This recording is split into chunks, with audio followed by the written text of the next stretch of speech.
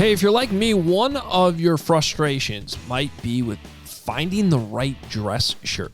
You know, some are uncomfortable, they're too tight, or they're too loose, they don't look right. Well, you're going to want to check this out. It's called Rhone, and the dress shirt was due for a radical reinvention, and Rhone stepped up to the challenge. Rhone's commuter shirt is the most comfortable, breathable, and flexible shirt known to man. And here's why. Rhone's comfortable four-way stretch fabric provides breathability and flexibility that leaves you free to enjoy what life throws your way, from your commute to work to even 18 holes of golf. It's time to feel confident with a wrinkle-free shirt without the hassle. With Rhone's wrinkle release technology, wrinkles disappear as you stretch and wear the shirt. It's that easy. With Gold Fusion anti-odor technology, you'll be smelling fresh and clean all day long. And on top of that, Rhone is 100% machine washable, so you can ditch the dry cleaner altogether. I got my Rhone shirt last week. I've already worn it a couple times. Absolutely love it. You can wear it out to dinner. You can wear it to work. I can wear it on my shows. It's comfortable and casual, or you can dress it up if you need to. It's just a great shirt. The commuter shirt can get you through any workday and straight into whatever comes next. Head to Rhone.com/Adam and use promo code Adam to save 20% off your entire order. That's 20% off your entire order when you head to Rhone.com. That's RHONE, Rhone.com/Adam, and use code Adam. It's time to find your corner office comfort. What's up? Welcome in on a quick week, a quick turnaround as the Bears go from their promising loss to the Vikings, can we call it, to a very winnable game against Washington. That's less wordy than what you used the other day. Yeah, which I got made fun of on the CHGO show yesterday. Because they were the ones pushing moral victory. No. And I was like, no, it's a loss that had promised, whatever the hell I said the other day. I don't even remember. We move on. You know what's cool about this matchup, Johns? You have two longtime NFL franchises. But as many times as they've faced each other, including a nice 73-0 victory back in the day for the Chicago Bear. Way back in the day. They will have two new helmets in this game, in this matchup. Oh. Because, of course, Washington has completely changed their name and their logo and everything. So it's the first time the Bears will be seeing those helmets. And for Washington and everyone else in the world, they'll be seeing the Bears' new orange helmets for the first time. Let me tell you about something about those orange helmets. They look better in person. Mm-hmm. I know they had their Roquan Smith debut video, and there's pictures online, but every day in training camp, they had this helmet out there. And I walked by it every single day, and it just grew on me every time I walked by it as you go through the fan festival into training camp or whatnot. I like it.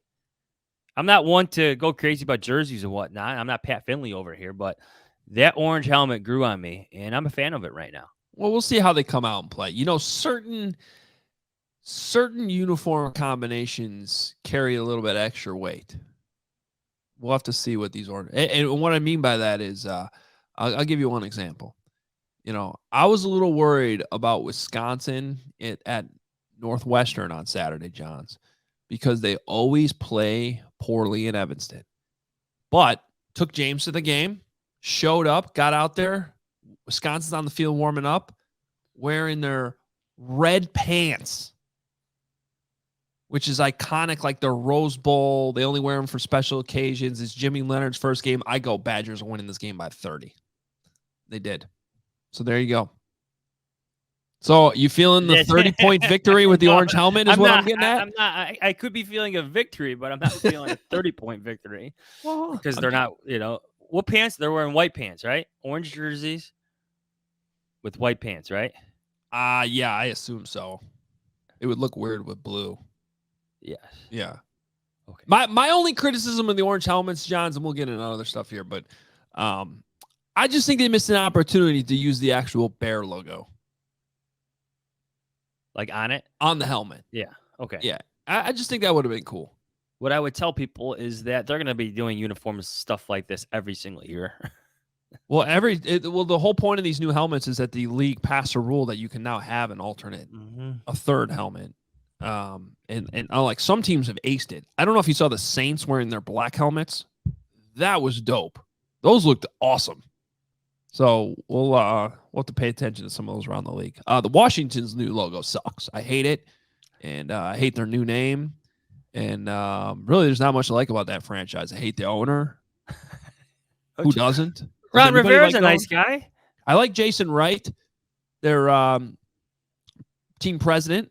He is a Northwestern grad. And Wait, what do you have against Ron Rivera? I don't have anything against Ron Rivera. Okay. I like Ron a lot. Yeah, Ron Rivera is awesome. I've met his wife. She's very, very nice. She does amazing work in the community too. Nothing against Ron Rivera. I don't know if Carson Wentz likes Ron Rivera today. But we can get into that a little bit too. Just like at some point you feel bad for Carson Wentz. He's just wherever he goes, just thrown under the bus. Yeah. Like, but he must be doing something to deserve it. I know. No matter what city he goes, all right, that's enough. We're going to rip you publicly. See you, buddy. You can tell they already regret that signing there. And by the way, Wentz didn't play that bad in that game Sunday. No. I mean, he looked pretty bad at the end when I think Tennessee could have picked him off 7 times. But before that, he was all right. Let's put a bow, though, on this Vikings game as we quickly transition. And by the way, Nate Tice is on the show today. Surprise. We found him. We've been searching for him. I don't know. Justin Fields plays well all of a sudden. Now he's coming on the show. How convenient. Yeah, I don't know. So we'll get to Nate here in a little bit. But first, your voicemails from this victory against the Vikings. I'm very curious to hear what these sound like because it was disastrous to begin with, and then it wasn't so bad at the end. So this could be a roller coaster of emotions on these voicemails this week. Here they are, your voicemails from the Bears game against the Vikings. Hello? Do you know who this is? Oh, you didn't know? Your ass better call somebody!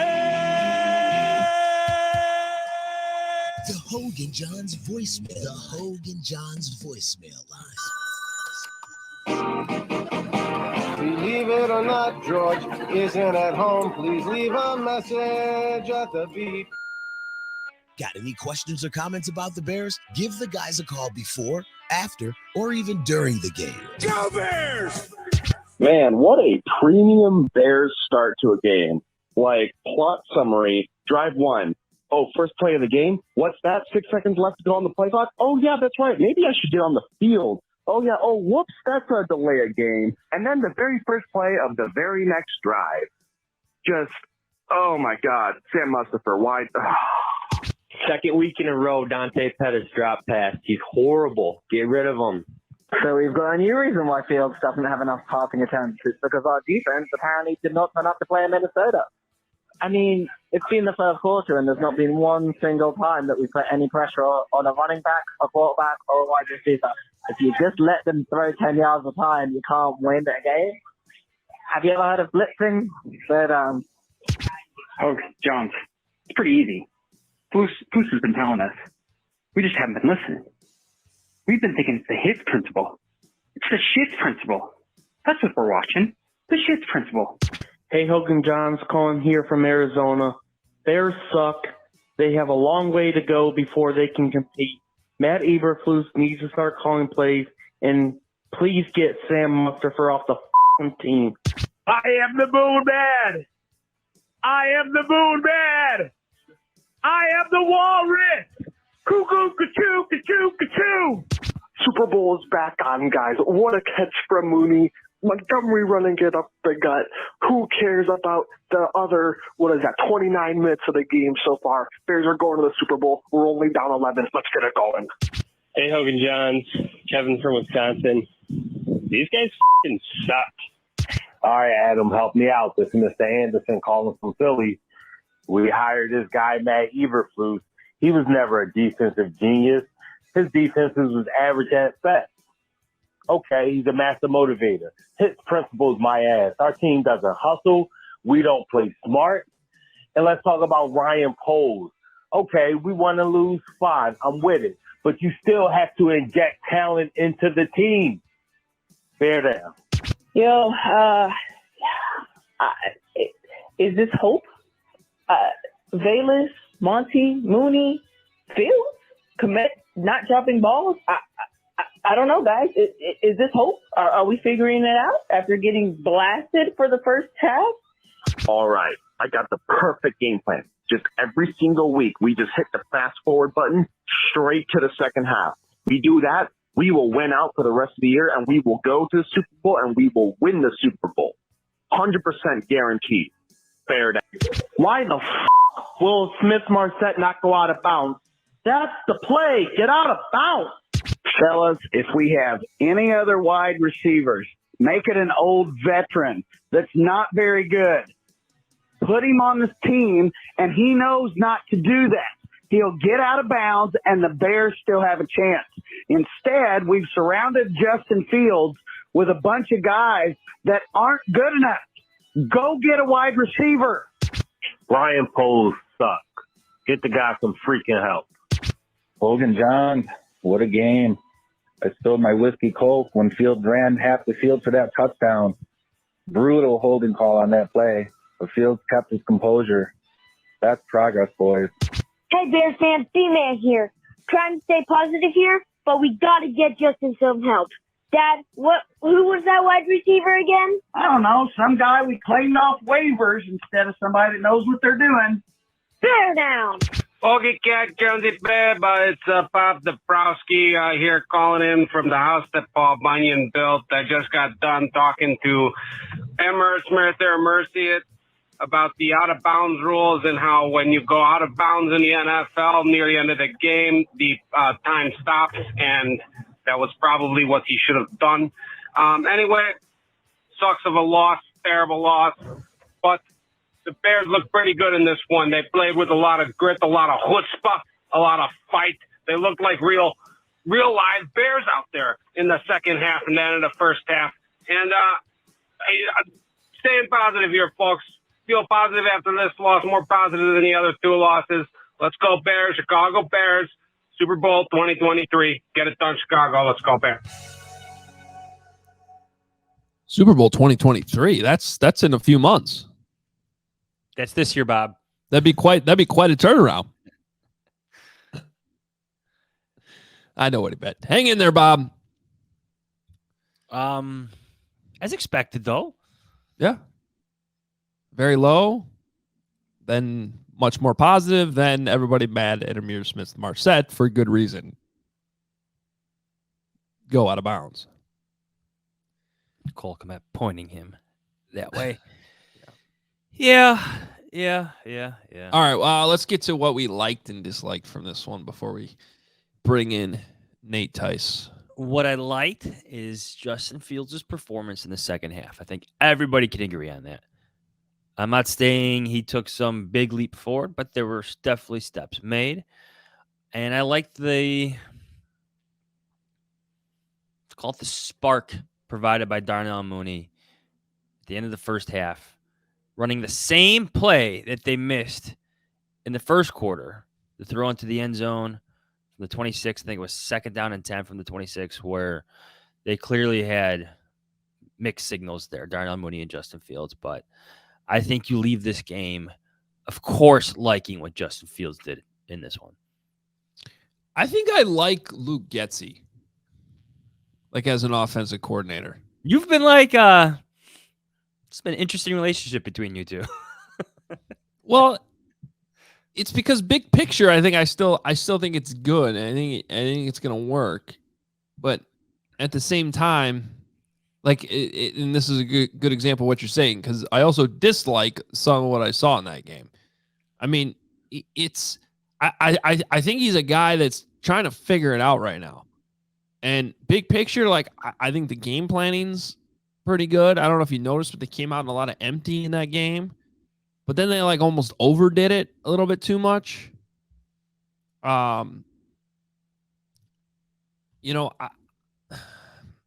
For a team that doesn't have a lot of weapons, they sure were moving the ball downfield. at Yeah. times with Justin. I mean, I think you got to like that. They are scheming guys open. You know, Dante Pettis is open when he drops the ball. I think they've done that every single week in terms of scheming guys open. Yeah. So that's what I like. What I don't like is still there's like these random calls where it's like I don't understand what the play is. So 2 examples. One is when Darnell Mooney and Kari Blasingame are like in the same spot, but like Blasingame's blocking. Is that a screen? Is that why is he split out wide to begin with? It's just very confusing. There was a play. Do you remember when I think it was a play where Fields ran out to his left and then like I don't even know where he was trying to throw the ball. Maybe he was intentionally trying to get it knocked down by the defensive lineman, like right before he went out of bounds. It was down in the red zone. And it was just fell incomplete. But I think it was Amir Smith-Marset was open on like a post route. But the problem is the route from the other side ran like towards the post and just brought more traffic there. And I think that's why Justin didn't throw it. If that route goes, if that's like a corner route to the, like, I just didn't like that play design. If it's a corner, then the safeties go on the opposite way. And I think that's a wide open touchdown.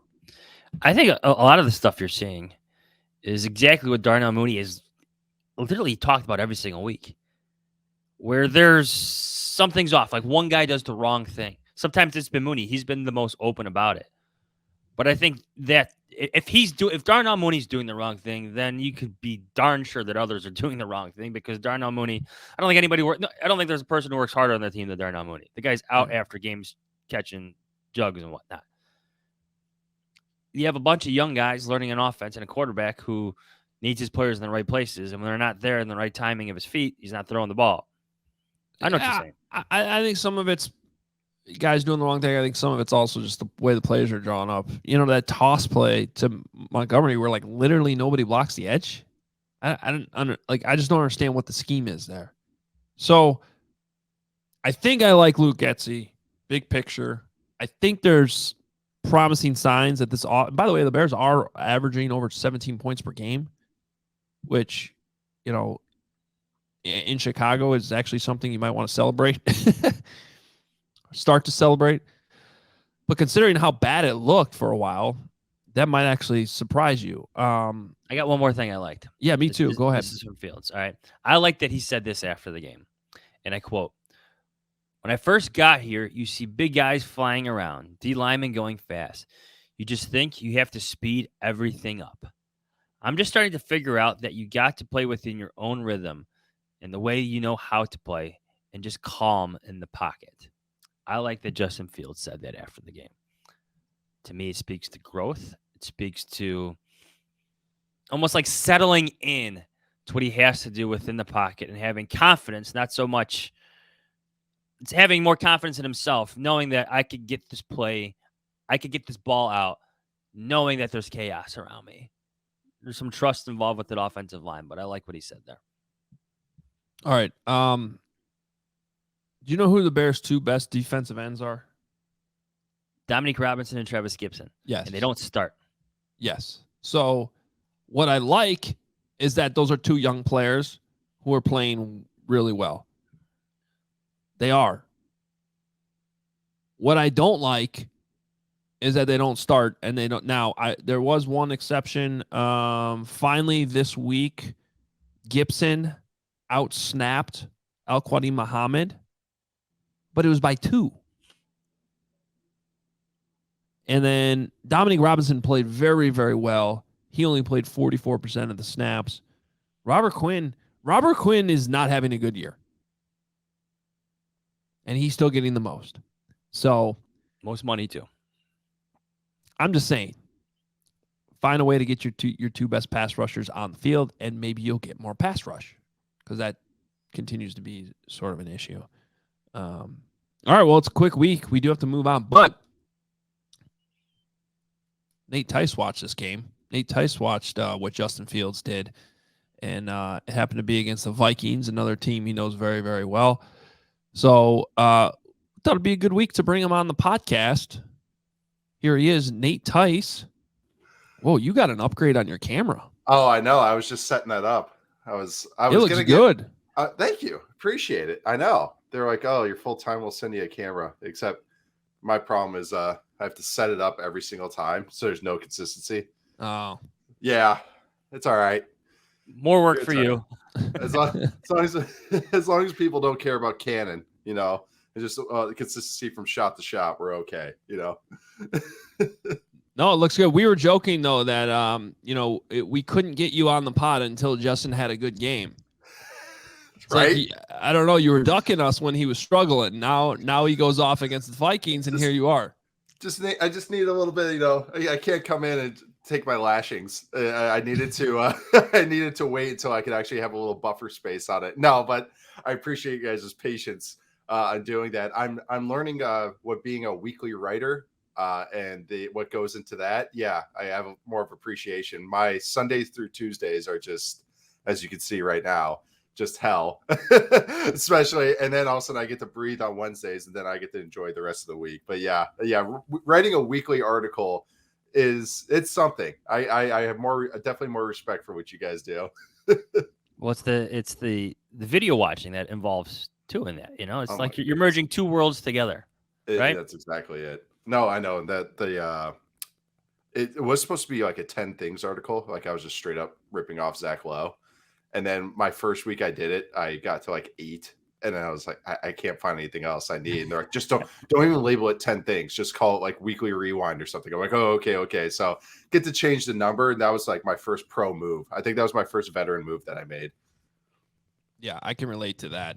You got to ditch the numbers because then it just, you can't hold yourself to it. Keep it low. I go with 5 takeaways. Yeah, or just be John. He's lazy with his 5. He only has 5. I should have done 4 downs. 4 that makes it nice and easy. Then you're like, oh, overtime. Here's the 5th one. We used to do like a quick hit column in the Sun Times that was 3 and out. Perfect. That's perfect. Bang, bang, bang. So, Nate, what have you? It's been quite a roller coaster here the first 5 games of the season. What have you seen from Justin Fields, him trying to figure it out with his offense? Everybody knows he doesn't have a lot of weapons. His pass pro is shoddy, and he's got an offense coordinator that I think is trying to figure it out with him. Yeah, I think this last week, and it's funny. I'm glad I came on after this last game.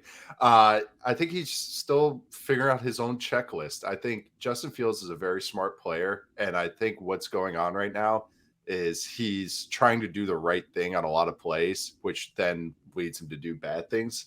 It's that he is going, okay, I'm going to, oh, wow, they're showing cover 2 here. I'm going to 1, I'm going to 2, I'm going to 3, and then I'm going to run the ball.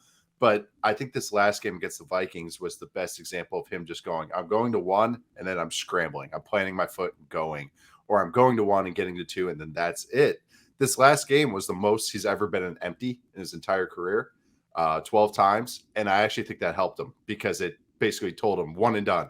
If the 1 is not open, go and scramble, which I think is what he needs to be doing. This isn't the type of personnel around you to try and do the perfect thing every time. I think it's more just play fast. And I think this was the game that he played the fastest. I know they haven't thrown the ball a lot, but this Bears offense and this Bears coaching staff, it's what we talked about in the summer. I think they know what they have too, and they're just trying to be competitive. That's why you see a lot of nakeds, a lot of bootlegs. That's why you see a lot of zone running game, because those are the ones with the lowest or the highest bar, the highest floor. Those types of plays, those are the safest types of plays. Zone is the safest type of run, and bootlegs is the safest type of pass because they know what they have at O-line. So I think they're really trying to make their lives easier. What happened was they became very siloed. Okay, if we are in this formation, we are running the naked. We are in shotgun, we are running a pass. And that is just what I think where defenses were starting to tee off on them. Oh, it's 3rd and 8. Look at this. All right, here we go. Go. Like, they're not going to do anything tricky.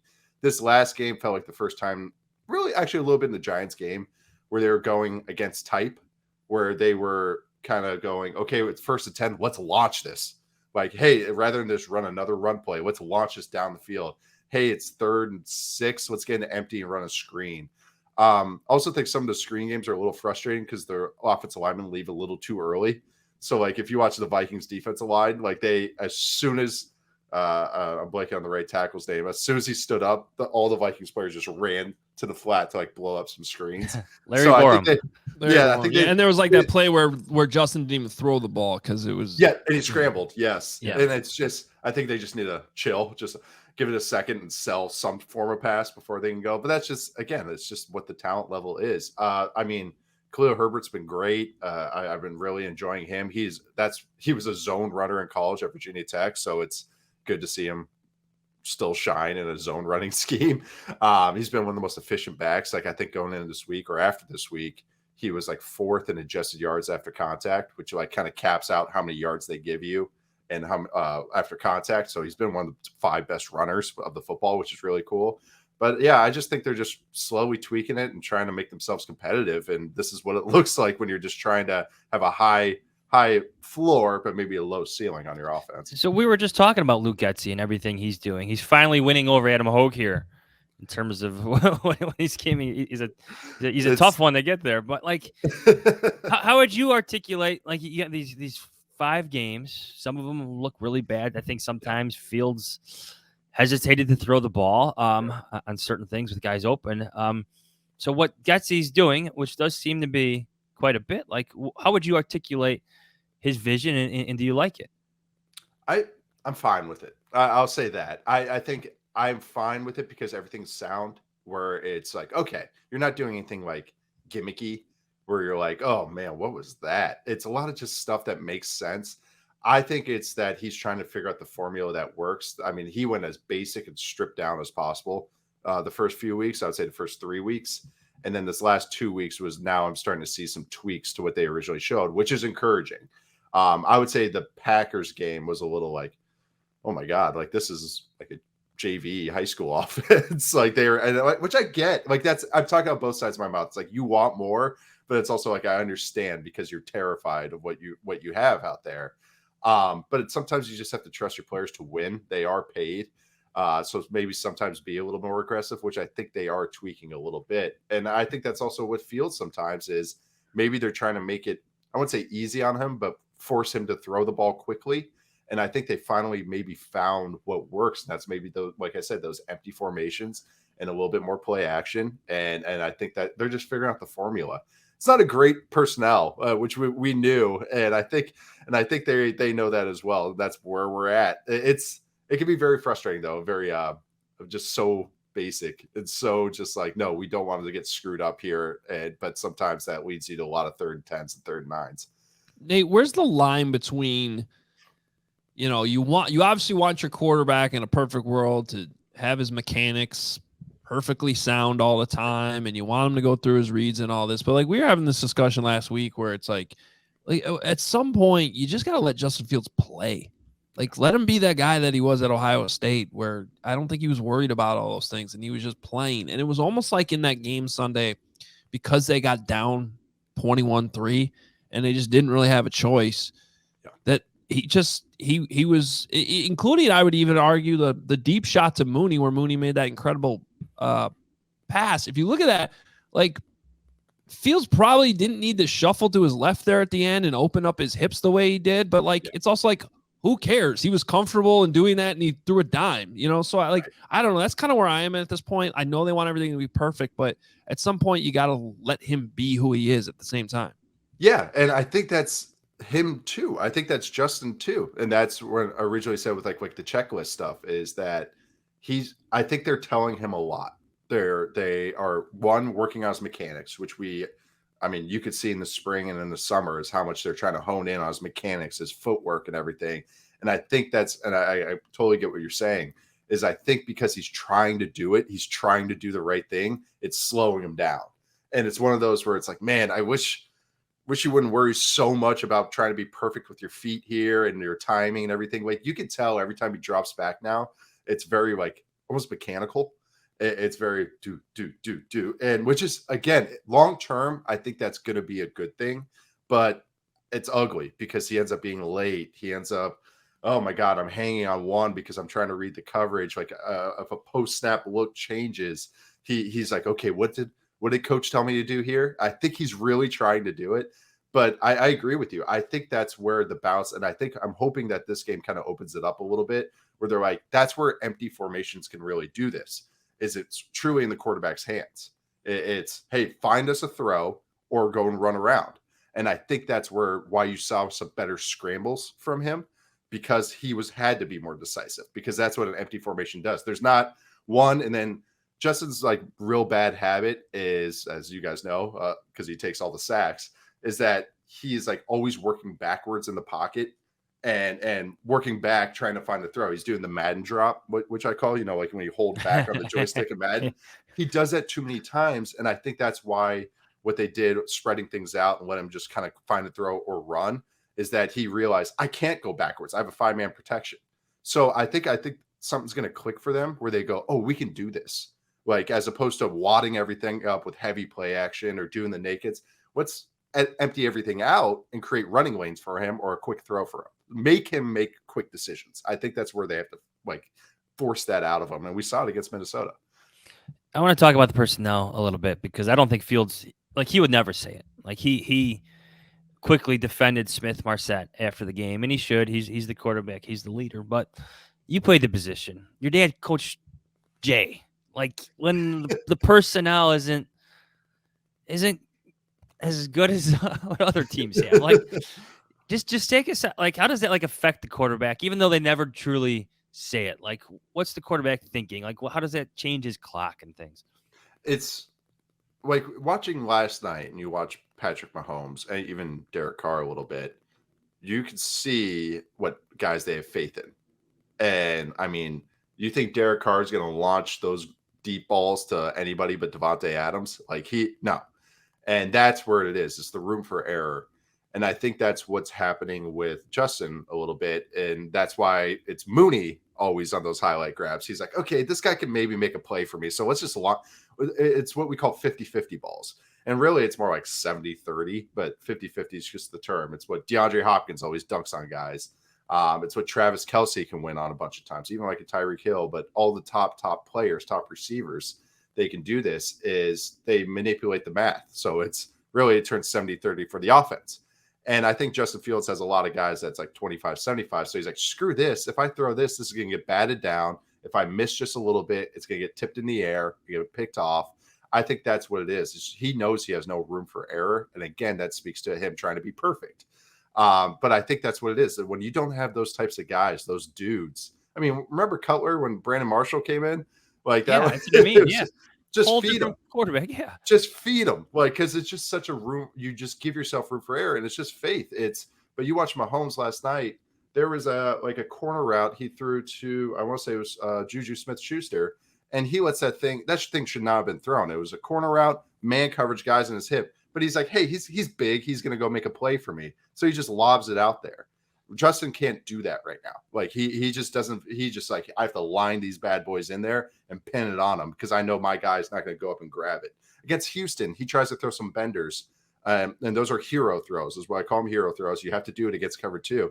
He's trying to be aggressive there, and it looks like a terrible interception because the tight end slows down just a half step. And you can even see Justin throw it and go no, why'd you do that? Because it looks bad because there's no room for error. So it's hard to be aggressive when you can't trust someone to explode on the defense. So I think that's where the give and take of this is. What is good is seeing those bombs from the last couple of weeks because those are not ones that you should throw. Those are 50-50 balls. And he's like, screw it. I trust Mooney to go make a play. Let's go do it. So that's encouraging.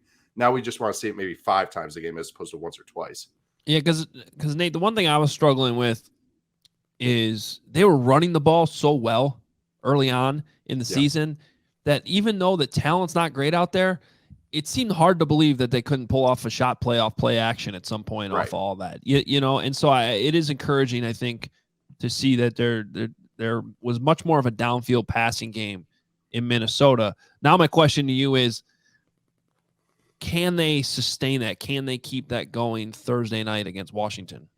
I think yes, because I think what's good about Washington is that they're very basic on defense, what they run. So I think that's going to help Justin play fast. Problem is, Washington has some dudes up front. Yeah. So that's going to be the give and take with it. But I do think this is a good, as far as coverage wise and as far as talent level on the back end, this is a game where Justin can actually like play fast, which is all it's going to be his thing. It's just playing fast because like we saw against Minnesota, it's like that is the key for him. It's just, hey, one and done. Like we know you're smart, but just go one and done with your reads and go. Like just be an athlete and be a quick game operator, both in the passing sense, but also just mentally. And I think this is a type of game that they could do it because Washington is pretty simplistic on the back end. And the pressure, right? And when you have Sam Mustipher at center, like to go back to like you mentioned the dudes up front. Yeah.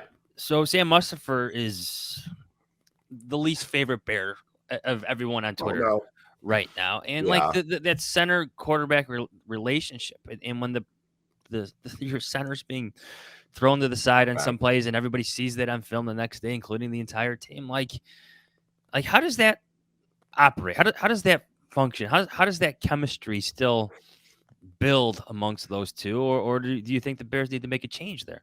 Well, yeah, I mean, I was shocked he was still playing center, and I know they have to just because of what they had. But I mean, he was rough last year, especially the things that got me last year with Mustipher was that the mental side was really disappointing. And I get it, he was young and not a lot of center starts, but it was like there was stuff that he should have been changing because I knew they weren't giving it to Fields. Maybe they were, and he was just they were dead on arrival before the snap. At least this year he's going in the right direction. So even sometimes if it ends up on the ground. But that is hard because it's like a pitcher and a catcher. You have a chemistry with your center, both in the protection sense and also, am I going to get the snap? Like if I'm in the shotgun, is the snap going to go in the right spot or is my center taking a charge? So actually, I'm saying all this because it might be scary against this Washington defensive front because they have some guys that might push them around. But that's where all the side-to-side stuff comes into handy, all that zone stuff, all that naked stuff, because then he doesn't have to just eat a one-on-one block. He gets help. But that also limits your menu. So it is something that like that's what it has to be addressed after this offseason because it's just like this is not the answer.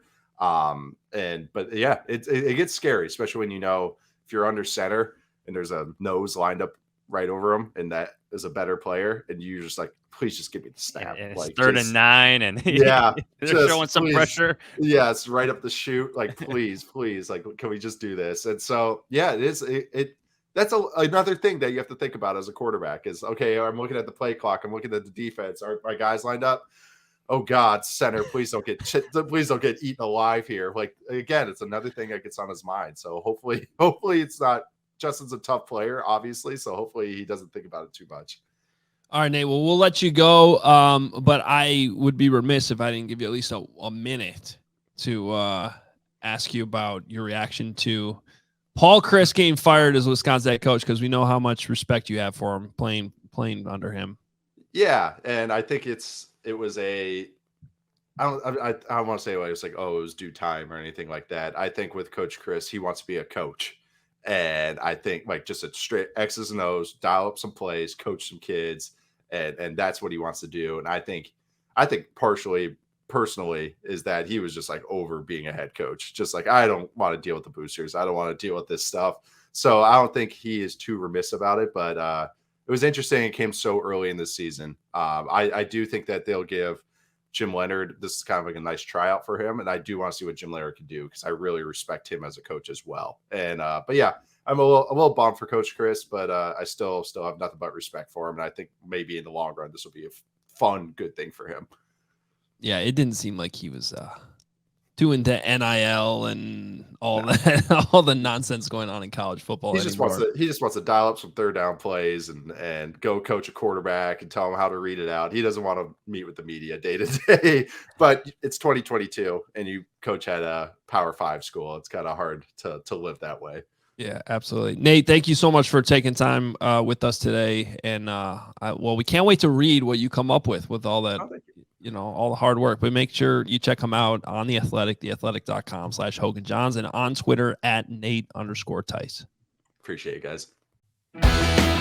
Hey, by now you probably know our next partner, and it's a really cool product. Let's talk about Athletic Greens. If you're looking to get better gut health, more energy, or a stronger immune system in a really easy, natural way, you've got to check out Athletic Greens. I'm sure you'll agree that most of us are not huge fans of having to take a bunch of pills or vitamins in the morning. But with Athletic Greens, you can get rid of all of those extra vitamin bottles and finally make some room in your cabinet. Athletic Greens is an all-in-one solution, and you'll really enjoy getting your daily vitamins. So what is this stuff? With one scoop of Athletic Greens, you're absorbing 75 high-quality vitamins, minerals, whole food source superfoods, probiotics, and adaptogens to help you start your day right. The special blend of ingredients supports your gut health, your nervous system, your immune system, your energy, recovery, focus, and aging. All of those things. Right now is the time to reclaim your health and arm your immune system with convenient daily nutrition, especially as we head into the flu and cold season. It's just one scoop in a cup of water every day. That's it. No need for a million different pills and supplements to look out for your health. And to make it easy, Athletic Greens is going to give you a free 1-year supply of immune-supporting vitamin D and 5 free travel packs with your first purchase. All you have to do is visit athleticgreens.com/Adams. Again, that is athleticgreens.com/Adams, plural, to take ownership over your health and pick up the ultimate daily nutritional insurance. Hey, you probably have figured out that we record a lot of these Hoge Jahns episodes in the mornings, and you might be wondering, why is Hoge drinking a tall boy of beer at 9 o'clock in the morning? Well, it's not beer, actually. It's just water. And it's called Liquid Death, and it comes in a can, not a bottle, and it kind of looks like it's a giant beer or some type of energy drink, but it's actually just water in a can. Why is it called Liquid Death? Well, because it will brutally murder your thirst, and the cans are infinitely recyclable, helping to bring death to plastic bottles. That's really why it's called Liquid Death. They donate 10% of the profits from every can sold to help kill plastic pollution. And if you don't know why plastic is a problem, well, it's actually not that recyclable anymore. Most plastic you throw in a recycling bin actually just gets sent to a landfill because it's not profitable to recycle. Aluminum is infinitely recyclable and actually profitable for recycling facilities. So you're going to want to check it out. You can find it in your grocery store. It might be sitting there on the shelf and you're like, oh, is that beer? No, it's just Liquid Death, and you can either get the mountain water or the seltzer as well.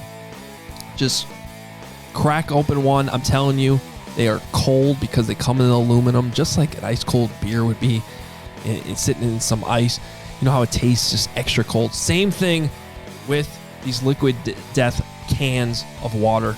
Check it out. Go get Liquid Death at your local 7-Eleven, Jewel, Target, or CVS, or find a Liquid Death retailer near you with their store locator tool at liquiddeath.com/Adam. That's liquiddeath.com/Adam.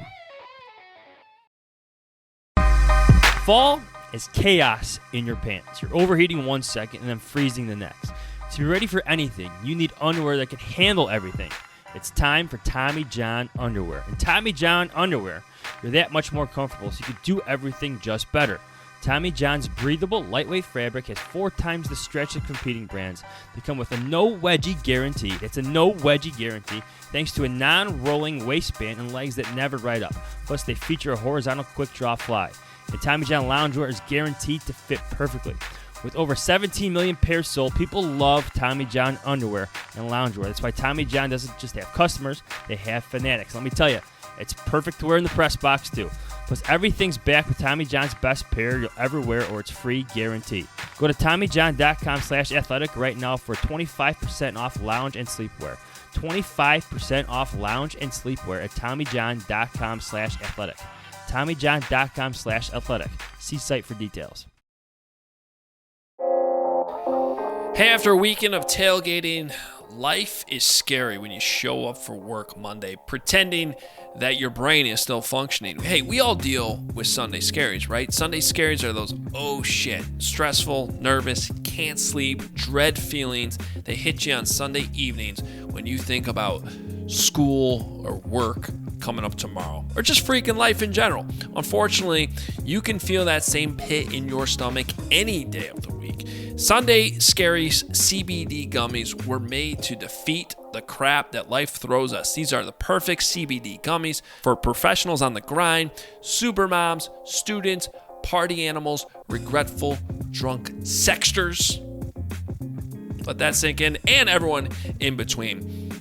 Look, with everything I got going on during football season, I don't really relax well. With the crazy days that go every single week, basically until February, it's hard to shut off my brain and chill. I overthink, stress myself out at sometimes, and Sunday Scaries deliciously cute vitamin-boosted CBD gummies are my must-have because they actually work and they chill you out fast.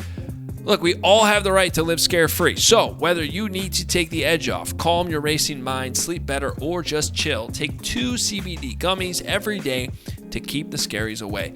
Let me save you with my 25% discount. Visit sundayscaries.com.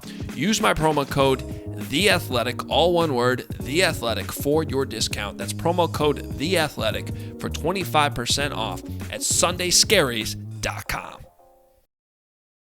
All right, well, we got to turn the page relatively quickly here and talk about this game Thursday night. Your 3 big questions. 3 big questions. My voice cracked there a little bit.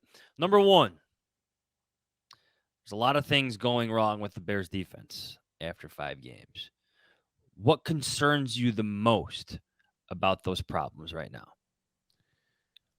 The lack of a pass rush, really.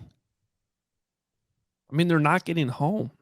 And we know they're kind of weak on the back end. At least they're young on the back end. I do think. Yeah, I would say young over weak. Yeah. Yeah. Because I think there's promise in Brisker and Gordon. Yeah, I agree. I think with Jalen Johnson out and Jalen Jones in, that was actually weakness. When you saw the way that the Vikings are like, we're just going to line up Justin Jefferson on Jalen Jones. We're going to take our 12 yards over and over and over again. But it would help if you got home more with your pass rush, and I think that that's a problem right now. The Bears are the worst third down team in the league on defense right now. That needs some pass rush. Yeah.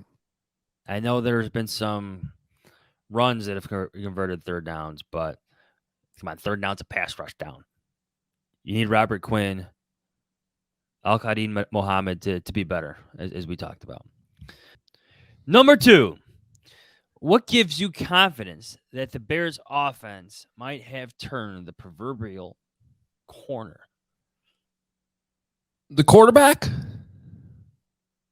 Sorry, I didn't mean to sound like Ron Rivera there with that answer. But no, he said your voice inflection was different. You're like, the quarterback? Yeah. He's more like, quarterback? What's wrong with your team? That's resignation. There's some excitement to your voice inflection. Quarterback. Yeah, that's a problem. No, in this case, it's a positive. Quarterback? Yeah, I mean, I hate to simplify it, but it is the NFL. And when your quarterback plays well, you typically play well as a team. I'm just really curious to see if they can keep it going. This might sound like a weird thing. I don't know. I think it's kind of good that it's a short week. You know, it's like it's almost like you don't want to like a baseball team's playing really well going into the All-Star break, and you're like, oh man, we don't want 4 days off right now. We want to keep this momentum going. You know, you finally have a positive offensive game, and it's like, yeah, get right back out there in a few days. There's no time to tinker too much this week or get right back at it. You know, pick at what even went wrong in the first half. Like, screw what went wrong in the first half. Just take the good mojo, take the good vibes of what happened the rest of the game, and throw it back out there at Soldier Field Thursday night. I know the Vikings might not be one of the best teams in the league, but they're still competitive. And let's not overlook that their comeback came in an extremely loud building that could be deafening sometimes. And they had to convert third downs. They trailed big. You could take a lot of positives from a performance like that. Not just for Fields, but for a lot of the young guys. They might want to look at changing the silent count situation though with the leg lift. After he That's twice now that Justin's tried to change the play and Mustafa's looked at his legs moving and just snapped the ball. as he just walks or take a step to. And that would have been a disastrous turnover there. They're backed up like inside their own 10. That would have been and so you have a couple different options. You can have the guard. You've seen it where the guard looks back and then slaps the center on the butt to snap the ball. Or you can do the clap cadence too. Now that might have been too loud in Minnesota to do the clap cadence, but I don't know. I would look at something different because that's now twice this season that the Bears. I always like the you got the guard butt tap, then you got the guard when he reaches his arm out so the center sees it with his eyes. Oh yeah, I like that one. You like that one? Okay. Let's put your GM hat on for this one. Number 3. Would you call the Panthers about wide receiver DJ Moore right now? To simplify the question, yes. I don't know how you don't. To at least check in and be like, yo, what does this cost? I would be. What do you think he would cost right now? It always depends on competition, right? Mm-hmm. How much time do we have before the trade deadline? Definitely a few weeks still. A few weeks, right? So there's time for that market to change. Injuries can happen. You still have Odell Beckham Jr. out there in the free agent market. He's coming back from injury, but he's obviously going to get some interest from some teams. If I'm Ryan Poles, I wouldn't give up more than a day 3 pick. That sounds like, it's DJ Moore, but you also got to keep the grand context of what you're trying to do here with the Bears in play. Yeah, I agree with you because, you also have a guy, and I get that it's not all his fault, but, he's not having a great year right now. It's not like you're getting a for sure thing. Now, does he come in and he's certainly at the very least, he's your number 2 receiver. Yeah. Can he help you in the see? But this is where the conversation I think gets a little complicated. It's like, does he help you this season? Yes, but to what end? And to what end? You're right. So you win 8 games instead of 6, 7. You know what I mean? You help the quarterback develop, but then you don't. If you I don't know if it's going to cost a first round pick, but you certainly can't give up a first round pick. No, right? No. I wouldn't give up a second round pick. So that's where it gets third. I'd think about a third. The Panthers, again, it depends on what the market is. It depends on which teams become desperate to stay in contention and have situations that need to be settled or improved at receiver wise. If I'm Ryan Poles, I am holding firm in my belief that this is a multi-year rebuild. Yes, Justin Fields needs help, but you know what I'm saying? Maybe you're looking look at what Ryan Pace did a couple of years ago for Mitch Trubisky when it was clear that he could not be throwing to Tanner Gentry and Trey McBride any longer. You went and acquired Dontrell Inman, not exactly a household name, not exactly a superstar, a lesser tier receiver than DJ Moore, but certainly an improvement. It'd help. Maybe you get something like that later down the road for a late round pick. Yeah, and he's just signed an extension. He's still only 25, so he's on the books for a few more seasons. But you have the cap space going forward. If you're going to sign one anyway in the offseason, get back to your question. Yes, I call. Yes, I consider it. Am I all in? Not necessarily. Okay. There you go. Your 3 big questions. Let's make our picks. All right. Here we go. It's Thursday night. Prime Video. I was trying to find. I feel like it's being shown locally, but we weren't able to find that before the show. So I don't know. Check your local listings, as they like to say. But it's definitely available on Prime Video. What is the local listing these days? Just your phone? I think so. Yeah. I think it's called Google. Yeah. It didn't work for me trying to look this up before the show. But anyway, it is a Thursday night game. Commanders at Bears, 7:15 kickoff. I'm confused. You have this listed as pick 'em I've and seen plus one. I've seen it two places. I've seen it as a pick 'em and I've seen it +1. Okay.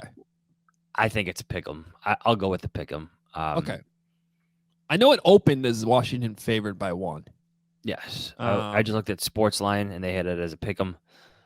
Bold predictions. This is it. This is the week that Cole Kmet finds the end zone. Oh, you're just going to keep doing this every week? Until it happens. No. He's been good. I think he's been better than fine. He's been solid. He's been blocking well. He's been blocking well. He's been open. He's running hard with the ball in his hands. Yeah. I like to see him get a little more attention in the red zone. This is the week. I don't think it's a high-scoring game. I think the Bears offense produces 2 touchdowns, but Cairo Santos comes out for a few field goals. So I'm going to go 23-20 Bears. I'm taking Justin Fields over Carson Wentz, but we know how these games go. It doesn't matter the opponent. This game will be close. 23-20 Bears. All right. Maybe I'm just feeling the mojo a little bit, but my bold prediction is that Justin Fields accounts for 3 touchdowns, whether that's throwing the ball or him running it in. And we saw how close he was the other day to running it in for 50-plus yards on a touchdown and how easy that looked for him once he made that cut back to the inside of the field. I think it's only a matter of time before he gets one of those 20, 25, 30-yard TD runs. Remember that touchdown run he had against the 49ers last year where he just did all kinds of crazy things? Like, he's going to do that eventually. So anyway, I got him accounting for 3, which would be a very good night for the offense, especially against this tough front for the Commanders. So that's my bold prediction this week. Just the tip there, Jim. Yeah, it wasn't enough. Score? I got the Bears winning. We'll say 24-16. I think they're going to keep this going. I think also, I'm sorry, it can't be a good thing when you're dealing with a head coach quarterback controversy in the middle of a short wink. Short wink? Did I just say wink? He did say wink. Yeah, it's a short wink. Short week. W-E-E-K. Not only that, but one you went out of your way to create yourself. Yes. And they're the team traveling. Yeah, I just think this is a week where things go well for the Bears. I feel the same, but it's still the Bears. And there's going to be some plays in this game. Like, oh, yeah, they're a rebuilding team. Oh, yeah, it's a very young player making a very bad mistake. Oh, that's another drop by Dante Pettis. Like, there's going to be moments like that. And that's how these games manage to stay close. I think they may have a better first half, the Bears will, just because it is a short week. Things can be kind of weird and crazy on Thursday nights, but close game, but Bears can win it. Yeah, I mean, Washington's lost 4 games in a row. Ron Rivera's in danger of being the next coach fired. We saw Matt Rule go yesterday. I don't know what the tolerance level is right now there. I mean, I'm not in Washington. I don't know how close that is to actually happening, but after a Thursday game, you get a mini bye, you lose to the Bears.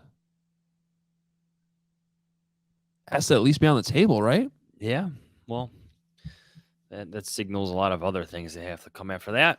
Yeah. But if you don't have a quarterback, changes usually come. I mean, they're really banking on Wentz right now. They don't have much of a running game. No. Now, the Bears... It's a problem. Yeah, the Bears have struggled to stop the run.